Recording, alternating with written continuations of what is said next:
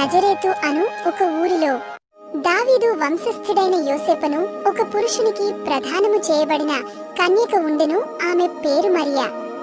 ఒకరోజు గబ్రియేలను దేవదూత మరియకు ప్రత్యక్షమే, దయాప్రాప్తురాలా, నీకు శుభము, భయపడకుము, దేవుని వలన నీవు కృప పొందితివి. ఇదిగో, నీవు గర్భము ధరించి కుమారుని కని ఆయనకు యేసు అను పేరు పెట్టుదువు అని చెప్పెను.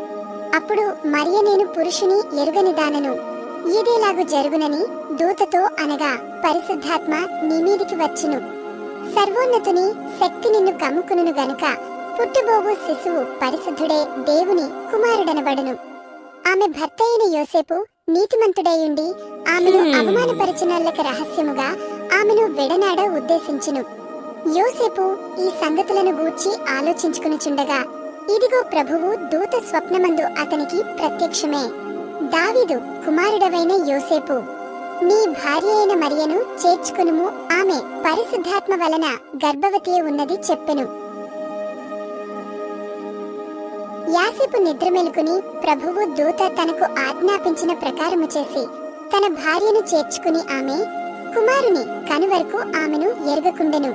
ఆమె పరిశుద్ధాత్మ వలన గర్భము ధరించెను. అతడు ఆ కుమారునికి యేసు అను పేరు పెట్టెను.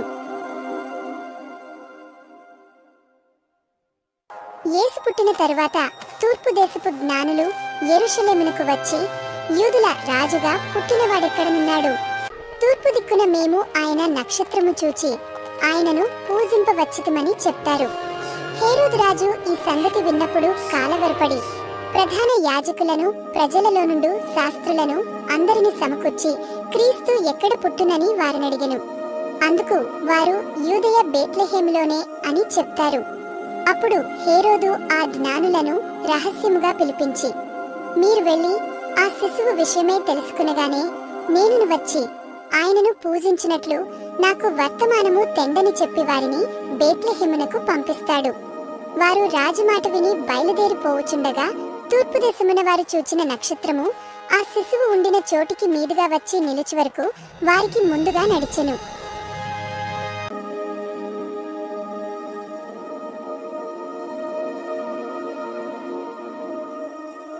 ఇంటిలోనికి వచ్చి తల్లి అయిన మరియను ఆ శిశువును చూచి సాగలపడి ఆయనను పూజించి తమ పెట్టెలు విప్పి బంగారమును, సాంబ్రాణిని, బోళమును కానుకలుగా ఆయనకు సమర్పించిరి.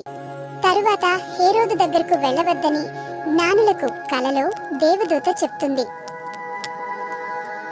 కొందరు గొర్రెల కాపరులు పొలములో ఉండి రాత్రివేళ తమ మందను కాచుకుని చుండగా ప్రభువు దూత వారి దగ్గరకు వచ్చినప్పుడు ప్రభువు మహిమ వారి చుట్టూ ప్రకాశించినందున వారు మిక్కిలి భయపడిరి. ఆ దూత భయపడుకుడి, ఇదిగో ప్రజలందరికీ కలుగబోవు మహా సంతోషకరమైన సువర్తమానము నేను మీకు తెలియజేయుచున్నాను. దావీదు పట్టణమందు నేడు రక్షకుడు మీ కొరకు పుట్టియున్నాడు, ఈయన ప్రభువైన క్రీస్తు. దానికిదే మీ కానవాలు. ఒక శిశువు పొత్తిగుడ్డలతో చుట్టబడి యొక్క తొట్టిలో పండుకుని ఉండుట మీరు చూచెదరని వారితో చెప్పెను. ఆ కాపరులు జరిగిన ఈ కార్యమును ప్రభువు మనకు తెలియజేయించి ఉన్నాడు. మనము బేత్లెహేము వరకు వెళ్లి చూతుము రండని యొకనితోనొకడు చెప్పుకుని వెళ్లి మరియను, యోసేపును తొట్టిలో పండుకుని ఉన్న శిశువును చూచిరి. గొర్రెల కాపరులు తమతో చెప్పిన సంగతులను గుర్చి విన్నవారందరూ మిక్కిలి ఆశ్చర్యపడిరి. ఆ గొర్రెల కాపరులు దేవుని మహిమ పరచుచు స్తోత్రము చేయుచు తిరిగి వెళ్ళిరి.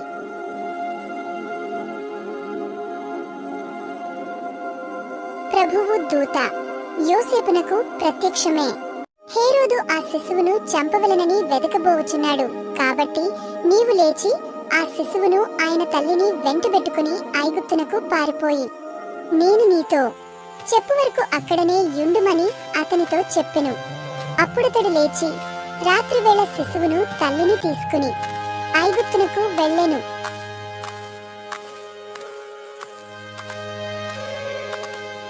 ఆ జ్ఞానులు తన్ను అపహసించరని హేరోదు గ్రహించి చాలా కోపము తెచ్చుకుని బేత్లెహేములోను దాని ప్రాంతములలోను 2 సంవత్సరముల లోపు వయసుగల మగపిల్లల నందరిని వధించెను.